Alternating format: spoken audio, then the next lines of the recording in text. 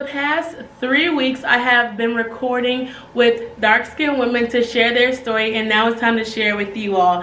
I've been wanting to do this for like about a year to just get a perspective to hear people's stories and the course of what they're going through what they are going through life from when they were young and when they were older. And now it is time to share with you all. So grab your popcorn, get your stuff, and make sure you stay tuned and like, comment, and subscribe. I am Packer, and this is my tale from a dark-skinned perspective. Do you believe that media played a role in how you portrayed yourself as a dark-skinned female? I wholeheartedly believe media played a role as how I played my part. And just like growing up in Radcliffe, Kentucky, it's a good mix of people, but I feel like it's majority white. So I had a lot of white friends. So my hair was always straightened, and I burnt my hair. Like, I burnt my hair off, like, because trying to wear like weaves to have long, straight hair, I really feel like that's what I needed to be pretty.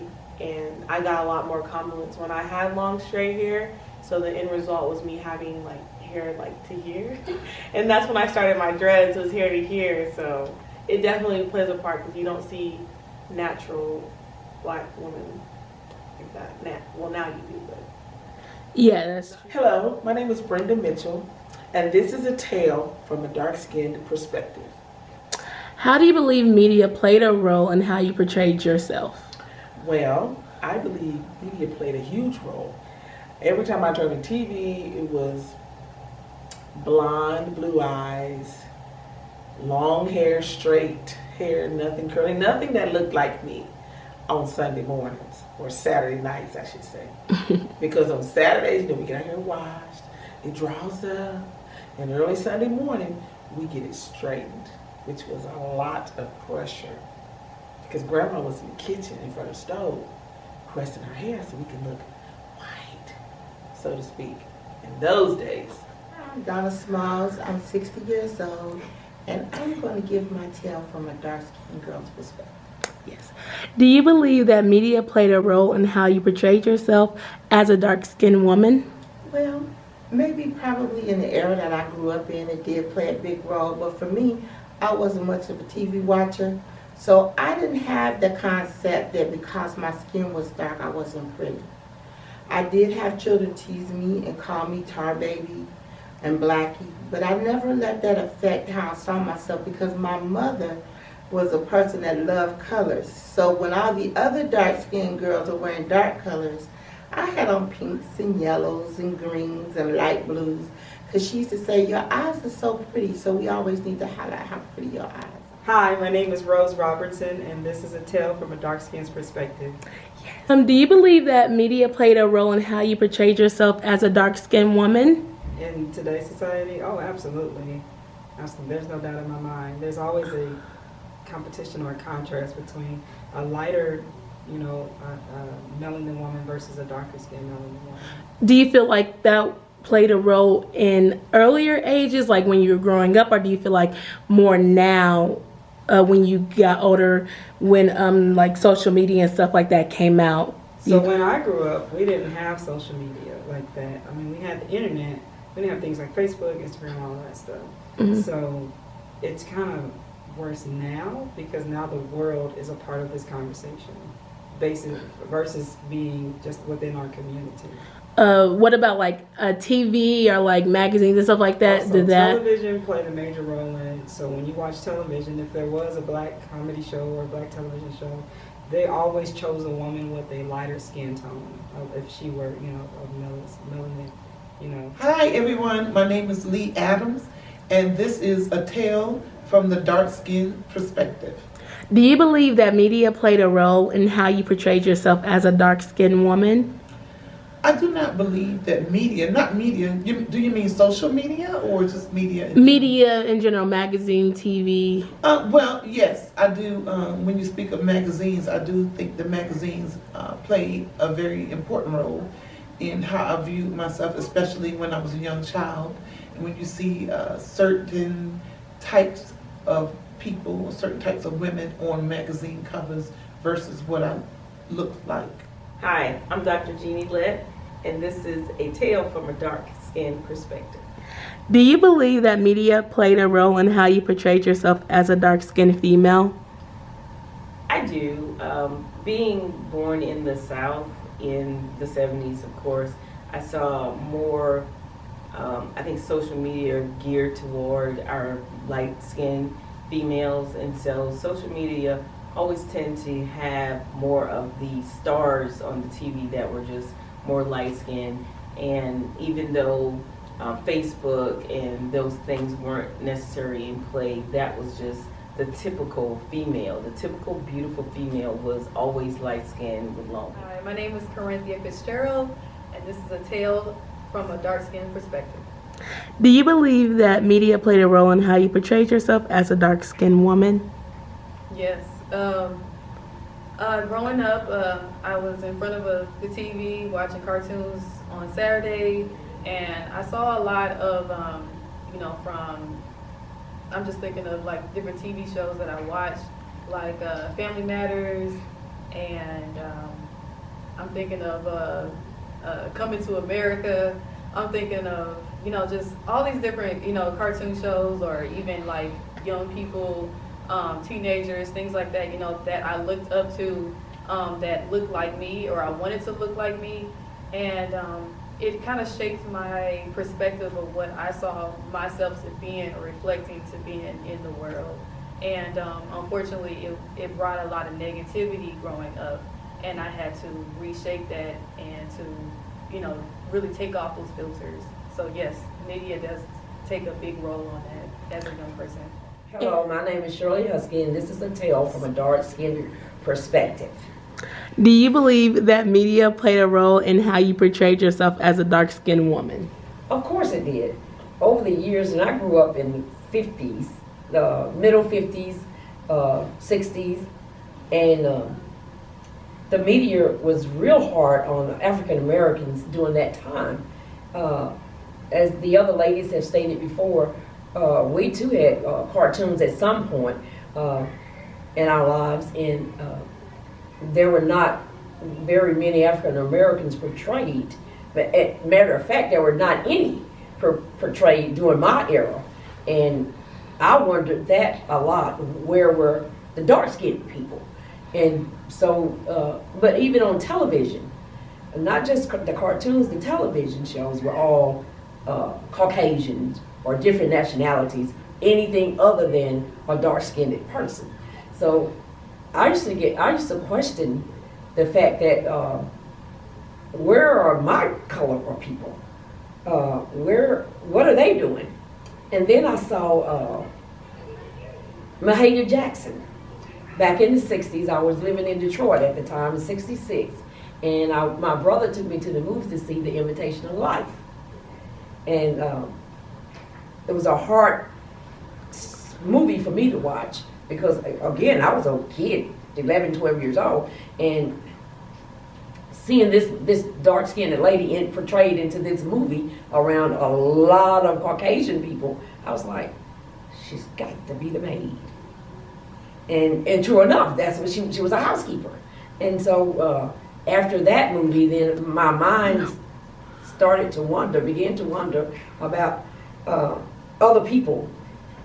And so, and me as a black or African American, I thought I had to be behind the scenes. Hi, my name is Laquita Gaskins, Tales from a Dark-Skinned Perspective. Do you believe that media played a role in how you portrayed yourself as a dark-skinned woman? Yes, I do. I really believe that. Do you feel like it was TV shows? Do you feel like it was magazines or music videos? What do you feel like? Well, growing up, I didn't really watch a lot of music videos, but being in like corporate American college scenes, magazines, yes. And how did that play a part in how you portrayed yourself? It played a big part in how I portrayed myself because I had learned to dress or act certain ways in certain situations around certain type of people. Yeah, so it played a big part. Hello, my name is Quinette Yancey, and this is a Tales from a Dark-Skinned Perspective. Do you feel that media played a role in how you portrayed yourself as a dark-skinned woman? No, I don't. Actually, I dealt with my dark skin complexion way back when I was a little girl, so media didn't have anything to do with that. Actually, it was school that had a lot to do with that. Hi, my name is Lisa Sparks, and this is Tales from a Dark Skin Perspective. Do you believe that media played a role in how you portrayed yourself as a dark-skinned female? It has in some ways, but my mother made sure that our color complexion was never an issue. Do you believe that magazines or like TV shows and stuff like that played a role in how you portrayed yourself day by day? In some ways, yes. And what were those ways? How it affected you? To be honest with you, I never wore my hair natural. You know, I've always had a perm, which that was okay for me. You know, being a preacher's kid, my mother always wanted me to be very nice and neat. And when I did wear natural hair, it was my mother made sure that it was fixed just right. Hello, my name is Jelena, and this is a tale from a dark skin perspective. Do you believe the media played a role in how you portrayed yourself as a dark-skinned woman? Absolutely. But I don't really remember a lot of dark-skinned females growing up. I think I know of the Cosbys. I can remember when I was in middle school, the Proud Family.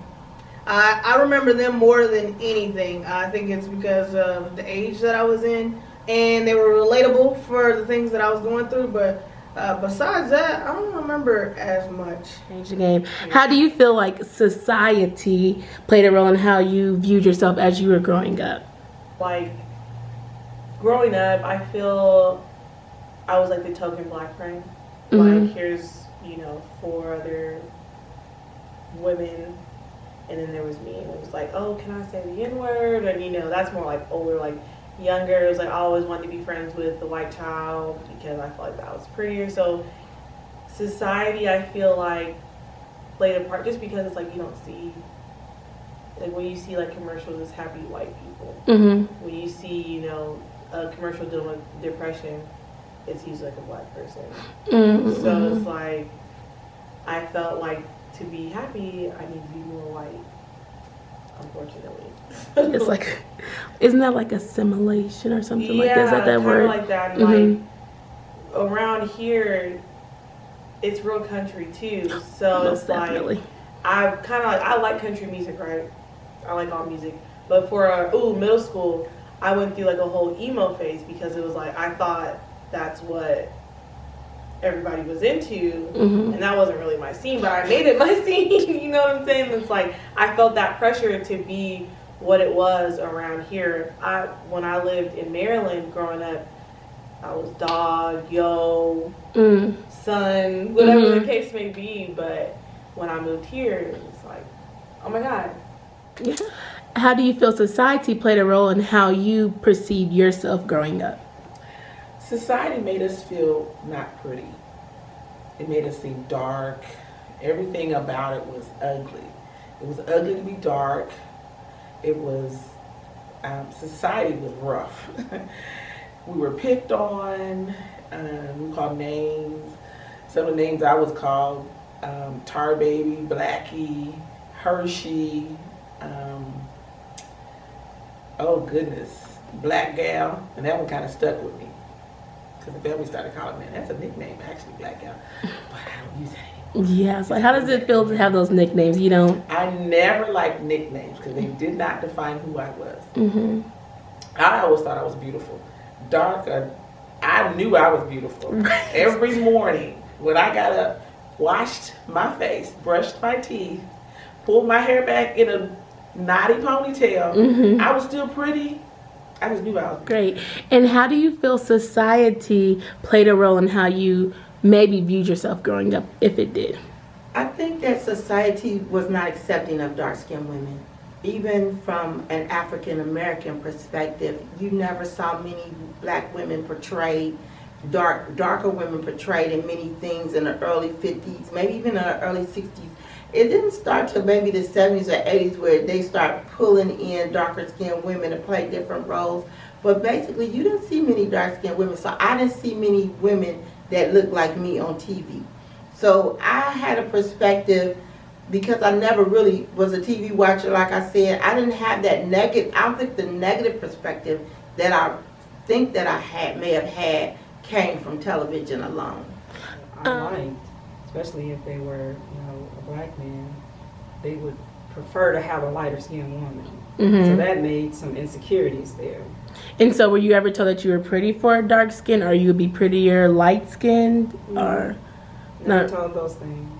And so did you ever feel that your skin complexion held you back with dating or in interviews and stuff like that? Yes, because like I just said, there's always a preference over Mm-hmm. light skin versus a dark skin woman, a girl. But it didn't hold you back as far as like putting yourself out there, like applying for jobs and just like living no, it or never affected that part of my life.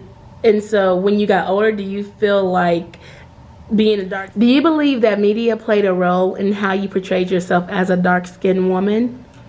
I do not believe that media, not media, do you mean social media or just media? Media in general, magazine, TV. Well, yes, I do. When you speak of magazines, I do think the magazines played a very important role in how I viewed myself, especially when I was a young child. And when you see certain types of people, certain types of women on magazine covers versus what I looked like. When you were growing up and you seeing that, did it make you feel like you were ugly? Did you just say like, I'm dark skinned and I'm beautiful, or did you just feel no ways about it? As a child growing up in Brooklyn, New York, I always felt that because I was dark skinned, I felt that that I was somewhat of an ugly duckling, and that usually the people with the lighter skin, young ladies with lighter skin, were always very pretty versus my dark complexion, short hair or curly hair versus light skin with longer hair. And so how do you feel society played a role in how you viewed yourself growing up in like maybe your 20s and your 30s?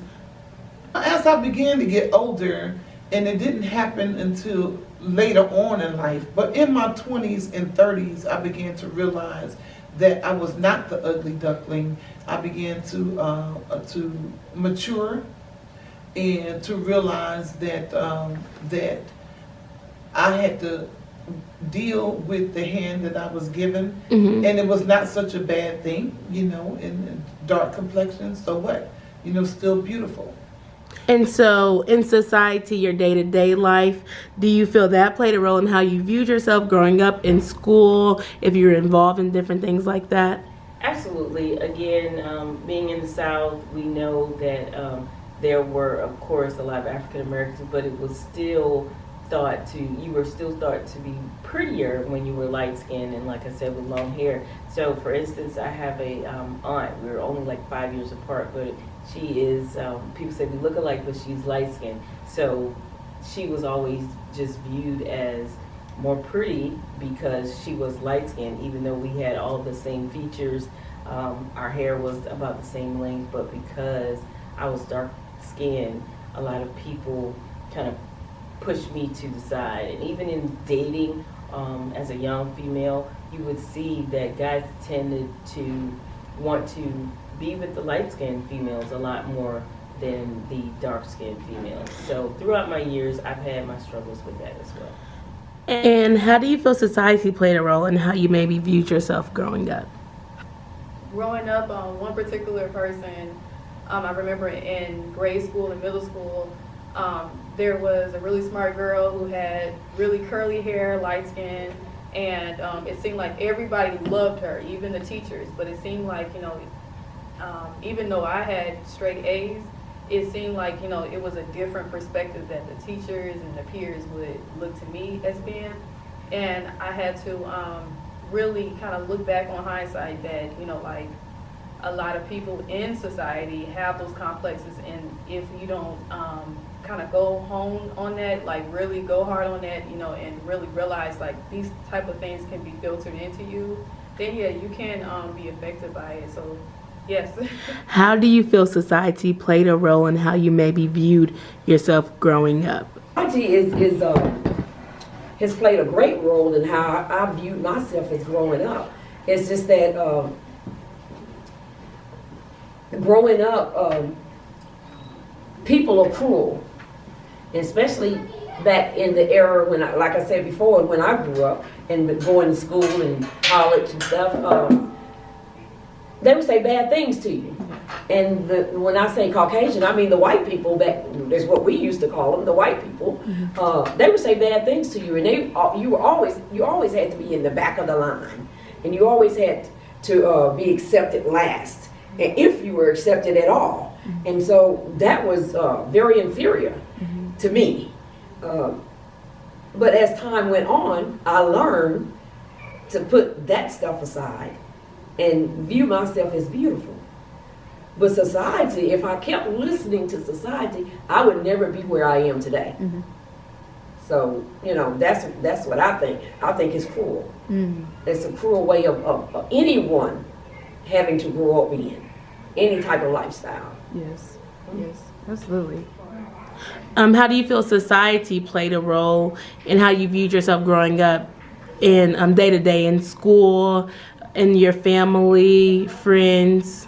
Well, I would say society was so diverse that I really didn't populate my opinion on society, but I did in my environment. We grew up in a white neighborhood. We was the only black family in a white neighborhood. So I quite naturally tried to migrate in, blend in, do what I seen my peers do. And so did that affect your self-esteem or self-love, or did you already have like self-love and you're like, I'm pretty, I'm beautiful, or did you have to work up to that? Well, honestly, my dad, he was very innovative in our life about what we looked like. My dad, he did our hair. He permed it, he curled it, he gave us an image what a woman was supposed to look like. So I had a lot of confidence in myself and in my looks, and quite naturally I was darker than most people that I was around. So I never let my skin color depict my possibilities.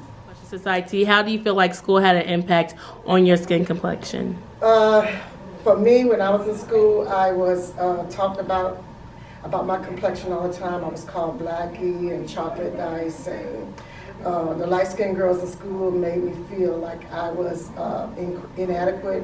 I wasn't cute enough because I was so dark. So it actually had a lot to do with my low self-esteem at my younger age. And so how were you able to combat that? Did you? Okay. And so with that, how did you feel society played a role in how you viewed yourself growing up? Society. Well, I can say for my where I grew up, which is in Hardin County, Kentucky, there wasn't a lot of people that was like me. I went to a middle school. At first, I went to a middle school that was very diverse, had pretty much every culture, and then I moved to a different neighborhood, and I think I was one of 6 black people in the whole school. Yeah. So society, its impact on me didn't really have a lot. I felt like I had to make my own way in a lot of ways. And there wasn't as much, to me, there wasn't as much black love and black unity as there is now, especially because there were so few of us. So, yeah, I can't really say that I had any kind of thing that shaped or made me. So switching from a school though that was predominantly diverse, then you go into a school that was just like 6 black people, you said. Yeah. Did you get made more fun of like being a darker skinned woman, or did they come against like blacks like all together, or did they just not even do anything to you? The few of us that was there were either majority of them were athletes. My mother raised me. My father was around, but he moved to Germany. But my mother raised me, and so she worked like 2 and 3 jobs. So most of the black kids were athletic, and I was not. I didn't really know a whole lot about sports. However, what got me by and got me through most things is that I'm pretty funny. So unfortunately, the sad thing is that a lot of times black people were put into this funny, athletic, or I say creative or artistic, whether it be dancing, singing, something along those lines. And I had to go with what came natural, and so comedy was it for me. So I don't think any of us were really picked on because there were so few of us. We were kind of like the cool kids. That makes sense. I wasn't that cool, but I was cool enough. I was funny. How do you feel society played in a role?